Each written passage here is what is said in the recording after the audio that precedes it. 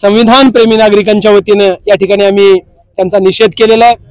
बघा, डॉक्टर बाबासाहेब आंबेडकर, भारतीय संविधान आणि आमची ही सगळी जी राष्ट्रीय प्रतीक आहेत त्याच्यासाठी इथला सगळा भीमसैनिक प्रसंगी प्राणाची आहुती देण्यासाठी सुद्धा मागं पुढे पाहत नाही, हा इतिहास आहे। आणि मग परभणी येथे जी घटना घडलेली आहे त्या घटनेच्या नंतर आम्ही सनदशीर मार्गाने त्या ठिकाणी काय चालू होतं, आंदोलन चालू होतं, धरणे सत्याग्रह चालू होता, रास्ता रोको चालू होता।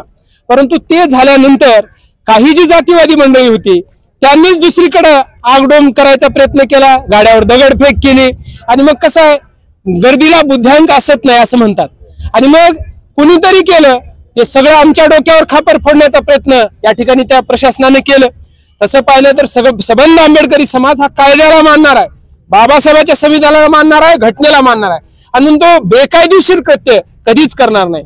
याच्याही पुढे जाऊन का म्हणजे आज 20-25 जणांवर गुन्हा दाखल व्हायचा, आज 400-500 जणांवर गुन्हा नोंद केले आणि कॉम्बिंग ऑपरेशन एवढ्या निष्ठुरतेने केलं। घरात घुसले पोलीस, महिला बघितले नाहीत, लहान लेकरं बघितले नाहीत आणि मग हा जो निजामी अत्याचार आहे, मी जाणीवपूर्वक हा शब्द प्रयोग वापरतोय, निजाम काळामध्ये ज्या पद्धतीने अत्याचार झाला तो अत्याचार इथल्या पोलीस बांधवांनी करण्याचा प्रयत्न केलेला आहे आणि म्हणून त्याचा निषेध होणं गरजेचं आहे। त्यासाठी आम्ही आज ही निषेध सभा आणि धरणे निदर्शने केलेली होती। याच्याही पुढे जाऊन जो भीमसैनिक LLB शिकला प्रवेश ज्याचा होता त्याच्यावर गुन्हा दाखल झाला, ओके, गुन्हा दाखल झाला, कायदा मानणारी माणसं आहोत, कायद्याचा सन्मान करणारी माणसं आहोत, आम्ही सामोरे जाऊ। परंतु ते होत असताना PCR झाला, PCR मध्ये त्याला एवढं मारलं, MCR झाला, MCR मध्ये तो माणूस मेला। मग हा जो MCR मध्ये जर माणूस मरत असेल त्याची कारणं काय आहेत? तुमचा अमानुष हा अत्याचार पोलिसाचा आहे आणि म्हणून याच्या मृत्यूची CID चौकशी झाली पाहिजे, दोषीवर गुन्हे दाखल झाले पाहिजे, ही भूमिका सबंध आंबेडकरवादी नागरिकांची या ठिकाणी राहणार आहे। आणि म्हणून आणि त्याच्या कुटुंबाचं पुनर्वसन करावं।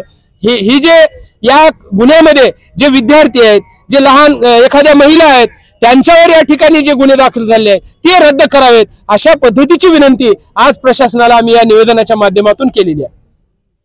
एकंदरीत ही जी घटना आहे संविधानाची प्रत फोडली म्हणून झालेली घटना आहे। माझा तुम्हाला असा प्रश्न, आंबेडकरी समाजाचं एक नेतृत्व म्हणून मी प्रश्न करतो तुम्हाला, संविधानाचं रक्षण करणं किंवा डॉक्टर बाबासाहेब आंबेडकर यांच्या पुतळ्यांचं रक्षण करणं ही एकमेव बुद्ध समाजाची मक्तेदारी आहे का?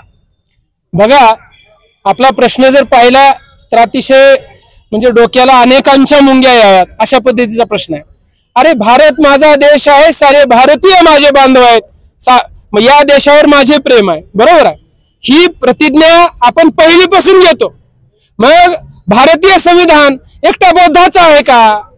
या भारतामध्ये राहणाऱ्या प्रत्येकाचा तो धर्मग्रंथ आहे, प्रत्येकाचा आदर्श असा धर्मग्रंथ आहे, जगण्याची जीवन पद्धती बाबासाहेबांनी घालून दिलेली आहे, कायद्याचं बंधन दिलेलं आहे। आणि मग असं असताना जर कुणी पुढे येणार नसेल त्यांना तो प्रश्न अपेक्षित आहे, परंतु बाबासाहेब हा आमचा श्वास आहे, आम्ही खातो तो घास आणि घेतो तो श्वास बाबासाहेबांमुळे आहे।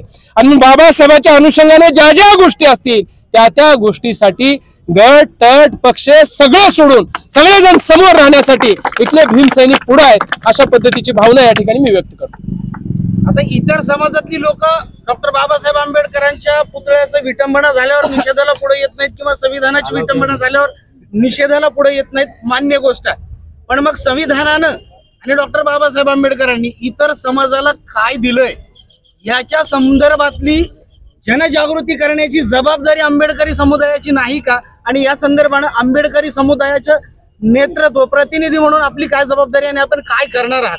बघा, आजचं जे आंदोलन झालं या आंदोलनामध्ये मुस्लिम समाजाचे शेख चांद सौदागर साहेब आहेत, आमचे मोहम्मद आहेत, त्याचबरोबर या ठिकाणी मातंग समाजाचे नेते अण्णाराव सूर्यवंशी साहेब आहेत, या ठिकाणी बंजारा समाजाचे या ठिकाणी राठोड साहेब या ठिकाणी आहेत, असे असंख्य माणसं या आंदोलनामध्ये, मोहम्मद पठाण ते या ठिकाणी होते, असे असंख्य माणसं या आंदोलनामध्ये होते। म्हणजेच त्याचा अर्थ असा आहे की अहमदपूरमध्ये आम्ही ही संस्कृती रुजवण्याचा प्रयत्न केलेला आहे, अहमदपूरकर यशस्वी झालेले आहेत। अशाच पद्धतीचं यशस्वीपण इतर भागामध्ये सुद्धा व्हावं यासाठी स्थानिक नेत्यांनी पुढाकार घ्यावा अशी विनंती मी करणार आहे। भाऊ बोलले आता शिवसेना